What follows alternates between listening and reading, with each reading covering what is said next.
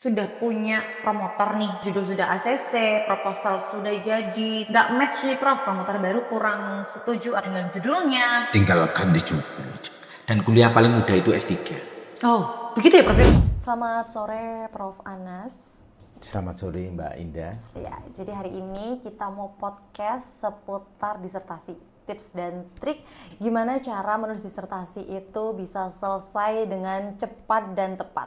Dan gak hanya disertasi aja, kita juga akan membahas tentang artikel gimana tipsnya supaya bisa tembus ke jurnal bereputasi bersama Profesor Dr. Anas Ahmadi MPD, dosen Universitas Negeri Surabaya. Baik Prof, gimana dalam keadaan sehat hari ini? Alhamdulillah, sehat selalu. Semoga Mbak Indah juga demikian. Amin, amin, amin ya rabbal alamin. Jadi kemarin habis ujian terbuka nih Prof, saya bikin konten segala macam gitu tentang disertasi, dan ternyata respons dari audiens itu luar biasa. Jadi ternyata banyak nih yang senasib dengan saya. Waktu itu disertasinya mandek gitu ya. Jadi setelah ujian proposal udah bingung nih harus ngapain. Waktu cari data itu harus ngapain gitu. Jadi problematika mahasiswa S3 itu mungkin ya mereka itu bingung dengan pikirannya sendiri gitu ya Prof ya. Bukan berarti nggak bisa sebenarnya, tapi kayak ya buntu aja nih harus gimana sih.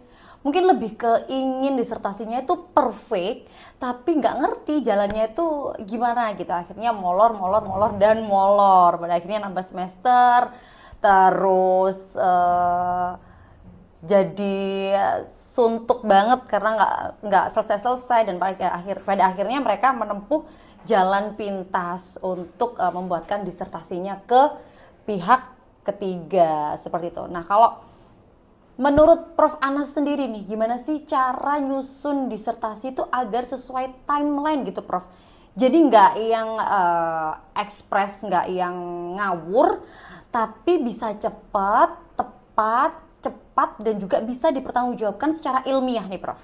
Baik, terima kasih Mbak Indah. Ini kan dasarnya pengalaman dari saya pribadi sebagai mahasiswa, dulu kan pernah jadi mahasiswa. Terus yang kedua sebagai pembimbing. Yang pertama kalau kaitan dengan pengalaman saya pribadi sebagai mahasiswa, berarti kita itu kan kuliah yang kategori by design. Jadi semester 1 buat rancangan apa, semester 2 rancangan apa, semester 3 rancangan apa. Nah, kalau pada masa lalu, masa saya dulu kuliah kan paling minim itu semester 3 atau semester 4 baru diizinkan sempro. Oh. Nah, ini makanya mau tidak mau semester 1, 2 sudah ditata bahwa ini kita sudah drafting, kita sudah oke. Jadi istilahnya itu life by design. Jadi membuat disertasi sudah ada desainnya. Semester 1, semester 2, semester 4 sampai dengan semester terakhir. Terus yang kedua, kaitan dengan progres pembimbingan juga didesain bahwa kita pembimbingan apakah seminggu sekali, 2 minggu sekali, 3 minggu sekali, atau sebulan sekali. Artinya ada konsistensi. Istiqomah lah kalau bahasanya Mbak Indah itu. Istiqomah, konsisten. Ini pengalaman dari saya dan alhamdulillah. Terus yang kedua, pembimbing klik ini tadi. Kalau pembimbingnya klik, oke. Prof, kita mau bimbingan, Pak, kita mau bimbingan, mohon izin, bisa ndak jenengan, apakah berkenan ditemui atau yang dan beliau oke dan nyaman, nah, kita juga merasa nyaman. Itu yang pertama, kaitannya dengan pengalaman saya waktu bimbingan sebagai mahasiswa ada desainnya. Terus, mohon izin Prof, berarti kita harus klik dulu ya sama promotor, dan mungkin sebagai mahasiswa kita harus aktif untuk terus menghubungi promotor ya Prof ya.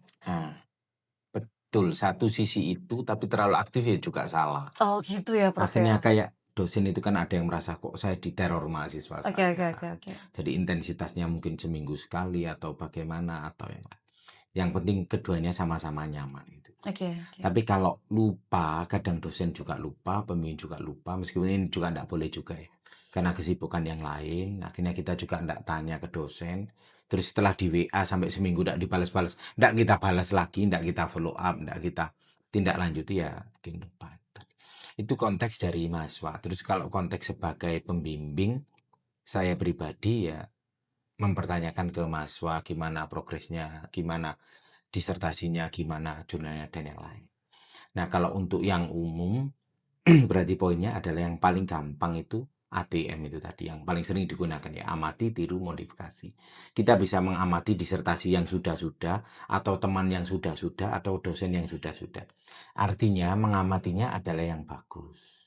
Kan ada yang, ini disertasi kok elek ini, ya jangan diikuti itu.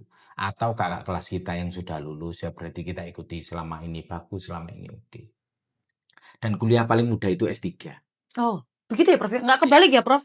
Selama ini kan stigmanya S3 itu yang paling sulit, kayak gitu ya. Jadi S1 itu mudah, S2 juga masih relatif mudah. Nah, selama ini S3 itu kayak jadi momok tersendiri gitu kan. Ternyata paling mudah ya Prof ya? Paling mudah itu kuliah S3, agak sulit S2, lebih sulit S1. Oh, terbalik Karena ternyata selama ini ya. paradigmanya kalau S1 itu kan dosennya profesor, mahasiswanya masih lulusan SMA ke S1. Jaraknya jauh secara akademik.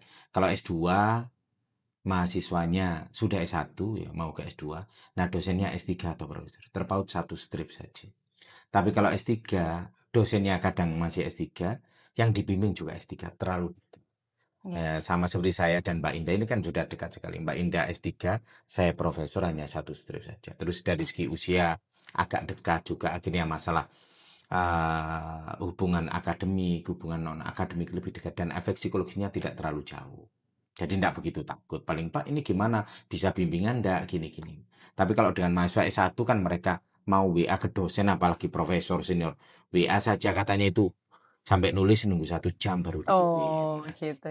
Ini kan pengalaman beberapa mahasiswa S1 sebenarnya. Tapi kalau yang S3 kan malah dosennya yang tanya, Mbak gimana prosesnya?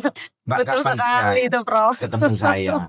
Mbak gimana artikelnya? Itu Pak, Iya, iya, saya iya, sedang iya. ada kerjaan, saya sedang ada proyek.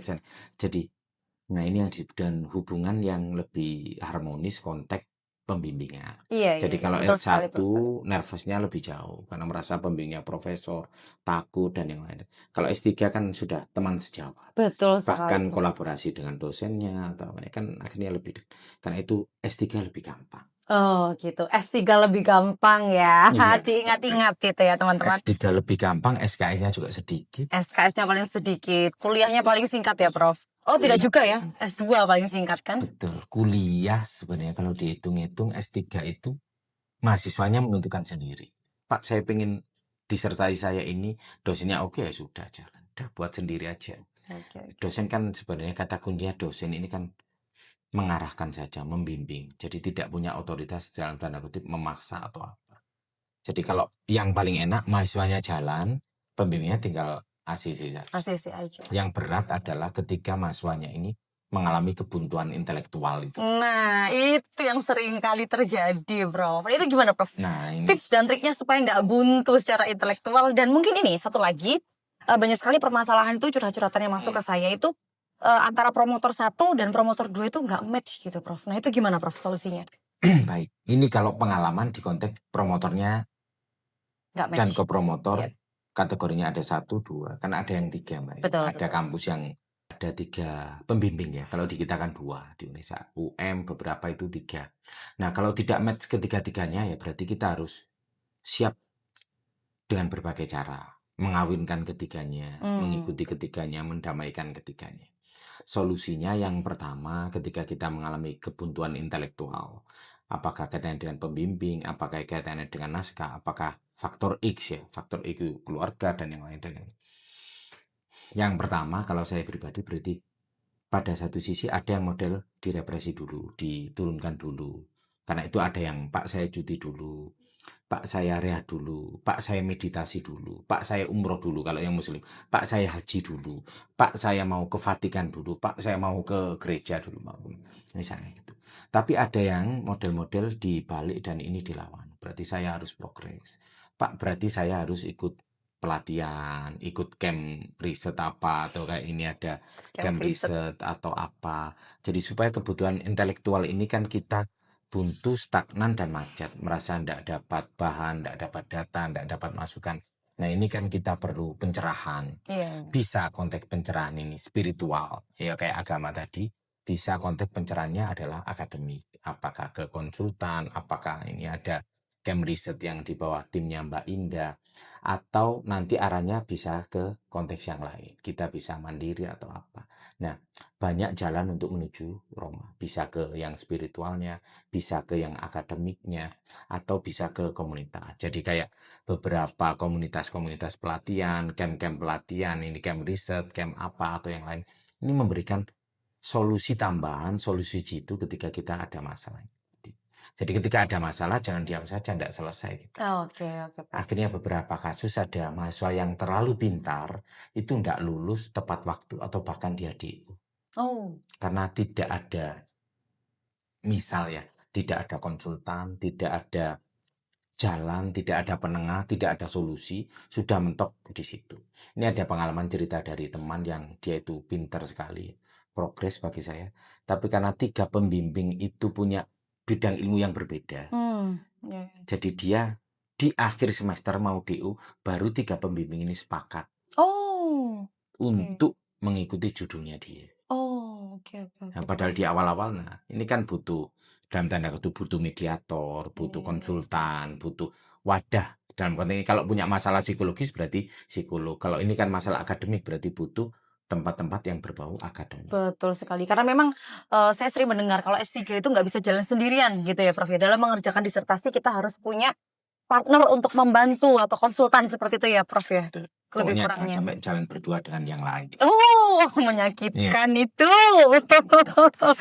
Itu ceritanya Mbak Indah ya. Jadi Oke, kalau oke, oke. kita bisa dibantu mungkin dari camp apa, dari pelatihan, dari konsultan, dari apa, itu untuk membuka kebuntuan intelektualitas kita. Betul sekali. Membuka kebuntuan intelektual. Makanya harus ikut camp riset. Apa saja sih, Prof, langkah awal yang paling penting sebelum memulai menulis disertasi? Takutnya kan kita tuh kadang sering salah langkah, salah kaprah gitu, Prof. Ini kalau pengalaman pribadi sebagai mahasiswa dulu, saya sowan ke pembimbing saya. Jadi kan kita plotting judul dulu ya. Judul, kita cari pembimbing, dan apakah di ACC oleh Korprodi ya. Ketika Korprodi ACC, pembimbing ACC, baru kita datang ke beliau untuk menyatukan pandangan. Harus satu visi dengan pembimbing. Bahkan sampai ada istilah beberapa kasus, yang lulus tepat waktu itu bukan yang pintar, bukan yang ideal, tapi yang biasa-biasa saja, tapi mau ngikuti alur dari pembimbing. Oke. Jadi pembimbingnya mengarahkan A, B, C, D, meskipun berat, meskipun tidak sesuai dengan idealisme kita ikuti. Betul sekali. Akhirnya Betul, kita betul. lebih cepat, karena pembimbing tidak ada ceritanya pembimbing mempersulit mahasiswa. Betul sekali. Ini perspektif saya sebagai pembimbing. Pembimbing, oke. Tapi kalau Mbak Indah sebagai mahasiswa, ketika saya, Mbak Indah ini ganti-ganti, bongkar-bongkar, merasa dosen ini kok mempersulit. Padahal Mbak Indah juga dosen ya. Jadi ketika mencoreti tagihannya mahasiswa dan yang lain, ini niatnya supaya mereka mendapatkan pengalaman akademik ini tadi. Jadi menyamakan visi dengan pembimbing, supaya pembimbing tahu arahnya kemana kita, dan mahasiswa juga tahu bahwa pembimbing kita itu mengamini kita. Oke. Ada kasus, bukan kasus ya, konteksnya ini berarti tidak samanya visi dan pembimbing. Jadi pembimbing ini kan bukan dewa, bukan Tuhan, bukan manusia super. Jadi pembimbing mungkin ada celahnya ini dan itu. Nah, ketika mahasiswa pengennya A, pembimbing pengennya B, tidak akan ketemu, dan sama-sama tidak akan ketemu. Yang rugi siapa? Ya mahasiswa, karena dia tidak lulus-lulus. Ini terjadi dulu, ada teman saya yang idealis sekali, pengen neliti sesuatu yang terlalu berat, terlalu tinggi. Jadi sampai akhirnya terakhir dia di DO, karena pembimbing tetap tidak mau skripsinya dia. Ini konteks skripsi saja, karena dianggap terlalu berat. Oh, mungkin udah kelasnya tesis atau disertasi gitu ya, Prof. Nah, ada istilah, jika mahasiswanya idealis, cari pembimbing idealis. Jika mahasiswanya kurang idealis, cari pembimbing yang kurang idealis. Tapi kalau mahasiswanya tidak idealis, jangan cari pembimbing yang idealis. Ya, yang jebol ya mahasiswanya. Atau jangan dibalik, mahasiswa yang idealis, jangan cari pembimbing yang tidak idealis. Jadi niatnya pengen yang bagus, keren, tapi pembimbing malah bilang, oh jangan, jelek ini. Tambah tidak lulus-lulus, tambah tidak bagus. Jadi harus satu visi dengan pembimbing. Betul, harus satu visi supaya bisa berjalan beriringan. Karena kalau nanti bertolak belakang terus nggak ketemu-ketemu, nggak lulus-lulus, akhirnya bisa DO ya, Prof ya. Harus satu visi. Harus satu visi. Jadi cari pembimbing itu yang sekiranya match dengan Anda. Jadi ibaratnya mau menikah itu kan harus sevisi dengan pasangan. Betul. Kalau nggak sevisi ya nggak bisa punya anak. biar nggak bubar di tengah jalan. Lalu gimana nih Prof, cara menentukan topik disertasi yang cepat dikerjakan namun tetap berkualitas? Harus tetap berkualitas tapi bisa cepet selesai. Nah, itu kan dambaan semua mahasiswa S3 itu sepertinya. Kalau konteks umum ya dari beberapa buku-buku yang saya baca, kata kunci dari penelitian biar cepat, biar oke, tapi tetap isinya dalam ya. Jadi memang harus memfokuskan energi ke sana. Lupa yang bekerja gimana, yang punya anak, punya keluarga dan yang lain. Memang harus memberikan waktu juga untuk dia itu disertasi. Jadi dicari topik yang memang dalam skala ini skala keterukurannya juga oke. Ada yang mau neliti sastra lisan di Indonesia ya, habis waktunya. Jadi terukurnya apakah skala kotanya, skala sumber datanya, berapa novel misalnya kalau konteks bahasa sastra. Berapa respondennya, ini harus jelas dan tidak boleh terlalu berat, tidak boleh terlalu ringan. Karena itu ada istilah disertasi rasa disertasi. Jadi jangan sampai disertasi rasa skripsi, Skripsi. rasa tesis, nah itu tadi. Jadi tetap disertasi rasa disertasi. Oke, bobotnya harus tetap disertasi ya. Gimana pun jalan ceritanya, disertasi tetap disertasi gitu ya. Nggak boleh Anda disertasi rasa skripsi. Selanjutnya nih Prof, seberapa penting sih kita membuat outline sebelum membuat disertasi? Buat outline disertasinya dulu nih. Baik, kalau konteks ini Mbak, ini menarik ya, pertanyaan menarik dan beberapa waktu kan kami juga mengembangkan hal yang berkait dengan konteks menulis perspektif psikologis. Ini tipenya yang nulis disertasi ini tipe yang apa? Tipe yang struktural, tipe yang random, tipe yang apa? Misalnya tipe yang struktural berarti memang basisnya dia mulai dari awal sudah harus ada outline-nya, harus ada desainnya, harus ada tataannya jelas ya. Semester 1, 2, 3 sampai terakhir. Bab 1 udah. Tapi yang tipenya random, tipenya abstraktif ya memang nggak usah buat outline, nggak usah buat apa, tapi memang dikerjakan. Tapi yang paling bagus adalah mengeksekusi ide. Jadi banyak yang punya ide disertasi nanti A sampai Z ya. Tapi ternyata tidak ada yang dieksekusi. Jadi satu saja tapi dijalankan. Sama seperti kalau calon ini laki-laki ya pilih pasangan. Oh saya pilih si A, si B, si C. Tapi tidak ada yang dieksekusi sama sekali. Ya yang ada hanya fantasi dan Oke. imajinasi. Berarti disertasi yang Begitu. bagus itu disertasi yang selesai ya Prof? Nah betul. Itu kata Itu kuncinya. Karena ya. sudah dieksekusi. Sudah dieksekusi, jadi harus dieksekusi. Sebagus apapun idenya, kalau nggak dieksekusi percuma, begitu ya Prof ya? Nah betul. Terus gimana sih Prof cara membagi target penulisan harian atau mingguan supaya efektif? Apalagi kan kalau mahasiswa S3 itu pasti rata-rata kebanyakan ya sudah berkeluarga, terus bekerja, pekerjaannya juga mungkin rata-rata dosen gitu ya kebanyakan dan itu luar biasa menyita waktu. Gimana sih Prof cara membagi waktunya? Cara membagi waktu, nah kembali lagi ke konteks kita. Sekarang itu disertasi kan tidak perlu tebal ya, tapi yang penting kualitasnya. Berkualitas. Jadi disesuaikan kalau Bapak Ibu, teman-teman, saudara, dan yang lainnya. Ketika kita tipe-tipe yang model-model abstraktif, tipe random berarti ketika kita punya hari longgarnya minggu ya berarti hari minggu itu yang kita buat untuk progres itu. Tapi kalau kita yang model-modelnya tertata berarti memang harus dijadwal dengan jelas. Sehari berapa jam kita membuat artikel, mengerjakan disertasi, dan yang lain.